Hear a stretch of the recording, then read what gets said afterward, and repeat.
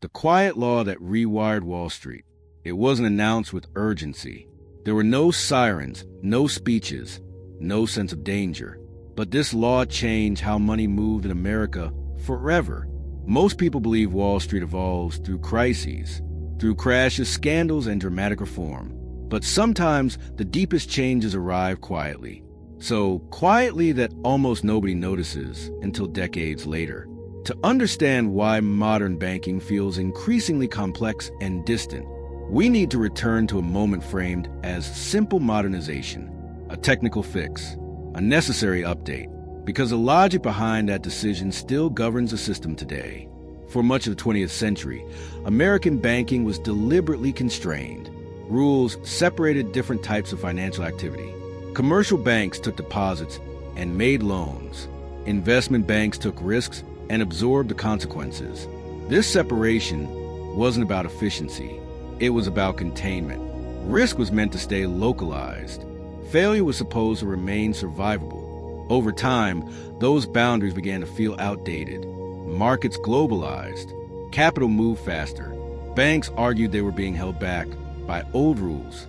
They claimed innovation required flexibility. At first, the pressure built slowly. Small exemptions appeared. Temporary allowances became permanent precedents. Each adjustment seemed harmless on its own. Supporters framed the change as alignment. Why restrict institutions that were already interconnected? Why pretend lines existed when markets ignored them? Why not let banks compete on equal footing? What followed was not a sudden rewrite. It was a gradual erosion. One clause softened here, one restriction reinterpreted there, until separation became symbolic rather than structural. The law did not remove safeguards outright. It rearranged incentives. Activities once considered incompatible began to coexist. Deposits sat closer to speculation. Stability edged nearer to volatility. This was sold as progress, as efficiency, as inevitability, and for a while it appeared to work. Banks grew larger, faster, and more complex. Services consolidated under fewer institutions. Wall Street looked more powerful than ever, and the system appeared remarkably calm. But beneath that calm, something fundamental had changed. Risk was no longer isolated. It was blended, and once blended, it became harder to see. That was the trade-off nobody explained.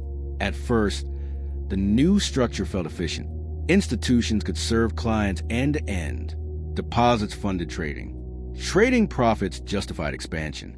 Everything appeared synchronized, but blending functions blurred internal boundaries. Activities once separated by culture and purpose now shared balance sheets. Risk models spoke different languages inside the same institution, and oversight struggled to keep up. Commercial banking values predictability. Investment banking thrives on volatility. Placing them together created tension that models could not resolve. Stability and speculation began influencing each other directly.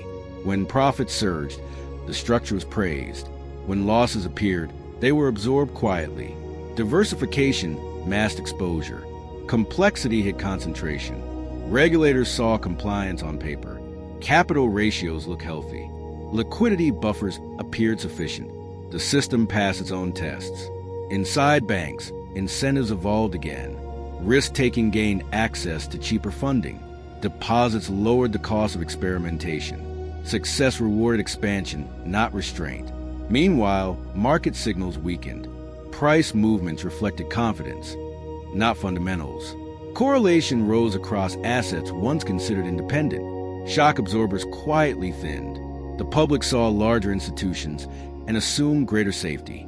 Size became synonymous with resilience. Few questioned whether scale increased fragility instead. Fewer still noticed how interconnected everything had become. Then stress returned, not as collapse, but distortion. Liquidity moved unevenly. Losses spread faster than expected. Activities meant to offset each other failed simultaneously. The system had been rewired to amplify behavior. What once would have failed in isolation now echoed system-wide. Risk did not explode. It synchronized.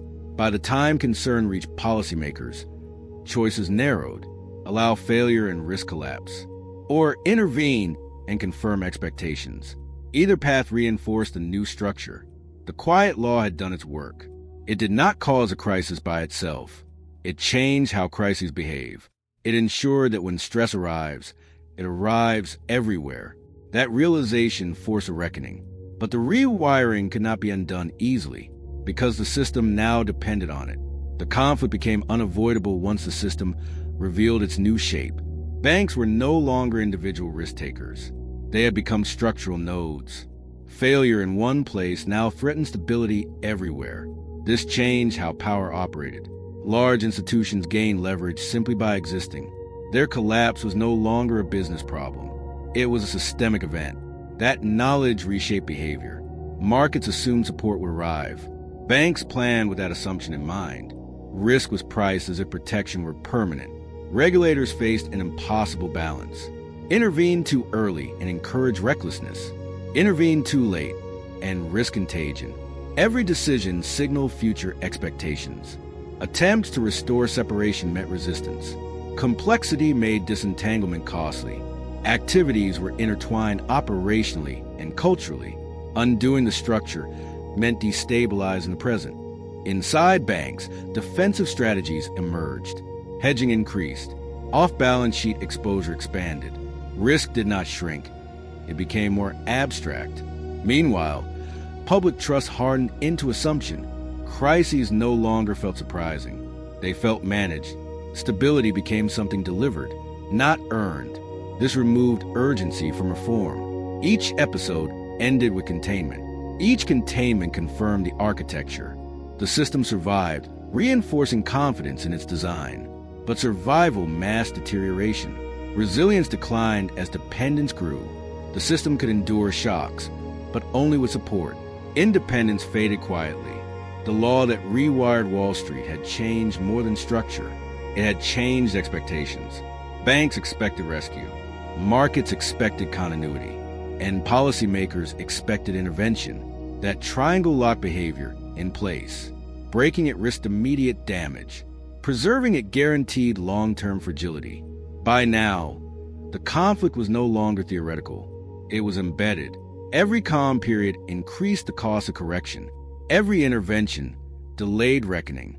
The question was no longer whether the system worked. It was whether it could function without constant reinforcement. The climax came not with collapse, but with clarity.